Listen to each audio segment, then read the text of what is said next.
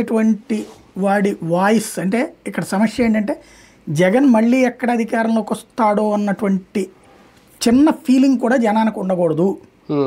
అతను రాకూడదు, వస్తే నాశనం అనేటటువంటిది రోజు చర్చ జరగాలి.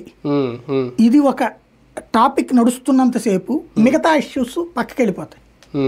ఇప్పుడు కరెంట్ ఛార్జీలు చర్చ ఏమైనా నడుస్తుందా, మద్యం విధానం చర్చ ఏమైనా నడుస్తుందా, ఇసుక విధానం చర్చ ఏమైనా నడుస్తుందా, లేదా సూపర్ 6 చర్చ ఏమైనా నడుస్తుందా? ఇవన్నిటి చర్చ కంటే కూడా జనాలకి ఏంటి, వాడికి అందని దాని గురించి చర్చ కంటే వాడు చర్చించుకునే తరహా వ్యవహారం వైపుకి తీసుకెళ్లేటటువంటి ప్రయత్నం. అది కాస్త జాగ్రత్తగా బ్యాలెన్స్డ్ ఎవరన్నా మెయింటైన్ చేస్తే వాళ్ళని కూడా కంట్రోల్లో పెట్టాడు.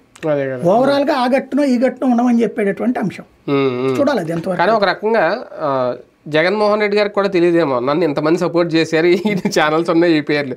నిన్న ఎఫ్ఐఆర్ అంటే అది మరి నిజమో కాదో తెలియదు, వర్రా రవీందర్ రెడ్డి రాశారు అనేది ఆయనే చెప్పాడు అనేది, దాని ఆధారంగా అరెస్టులు ఉండబోతున్నాయి. అంటే వర్రా రవీందర్ రెడ్డి వాంగ్మూలంలో ఇన్వాల్వ్గా వెళ్తే ఇవి ఇంకా పెరిగే అవకాశం కనిపిస్తుందా? 111 దానికి వాడి చేతిలో ఛానల్ ఉంటే వాడి చేతిలో ఉంటాయి, అంతే కదా.